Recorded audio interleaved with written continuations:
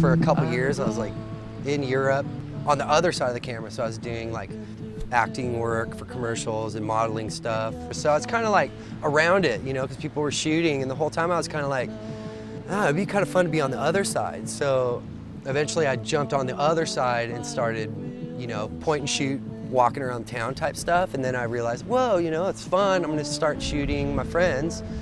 And then, so yeah, I did that for 10 years. And eventually it became like my job. It was like my main job. And then money didn't really make me like super happy. It was great I always had, you know, good equipment, but I knew I could give that up, you know, all like that superficial stuff. There's a sacrifice that I made. I'm like, I knew I wasn't gonna be able to go out and eat sushi every night, but I could make some cool films and just, you know, make myself a meal at home.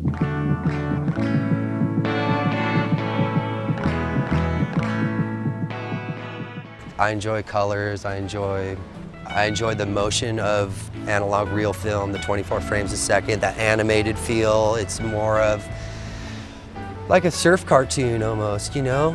But these are like my handmade filters. See that one? There's a green. What is that? Cool. I do kind of like use complementary colors as well. I'm kind of conscious of what colors I put together and which ones look better with film. Just wrap it with tape, and the lens has got so much sand in it that it doesn't really, I can't really change the focal range unless I do it like this.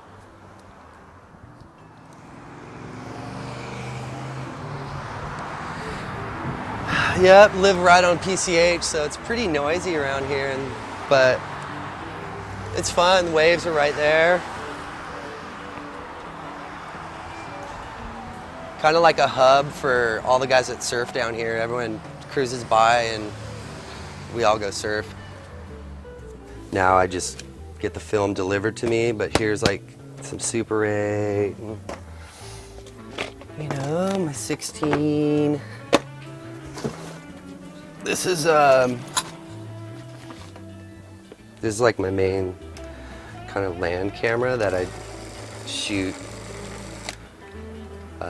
my surfing with from the land. So this one has interchangeable, I could change the lenses and stuff.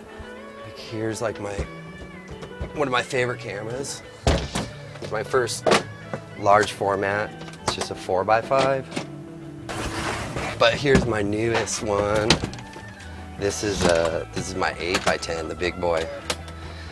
This is like the pinnacle of photography for me. I just always wanted to have my own 8x10, but yeah, this one's from the 40s. This camera.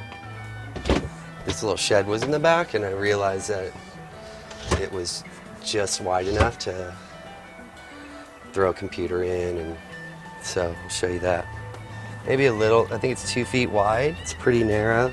So to get in, I gotta go over the chair. And then I'm in. Yeah, so this is like where I've made, I think 3 films now. I made Moon Rockers, Secret Sound, and Groove Move. What is this?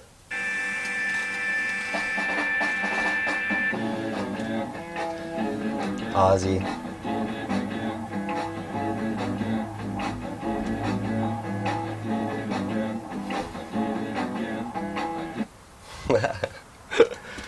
So yeah, that's my workspace. It's pretty small.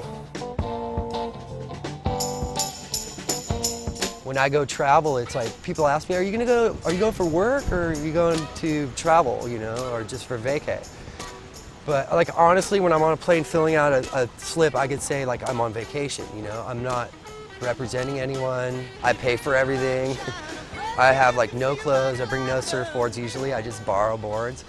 And I bring as much film as I can fit. My bag's usually filled with film and cameras, as many as I can bring.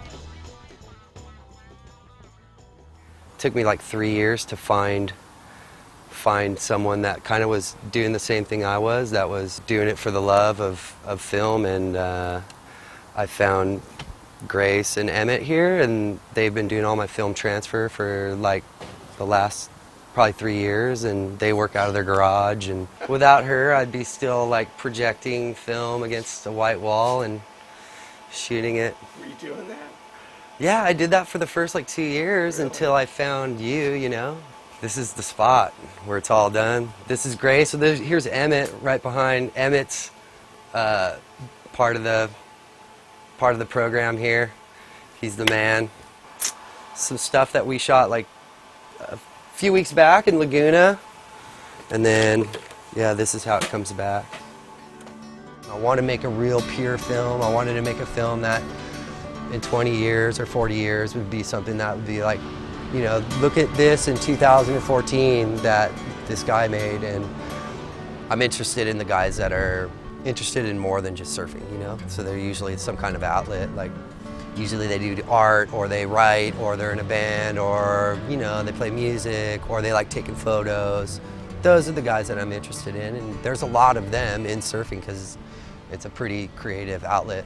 But yeah, I think a lot of them too respect the fact that what I'm doing and what I'm giving up to do it, and they know that it's like a passion for me, and they feed off of that.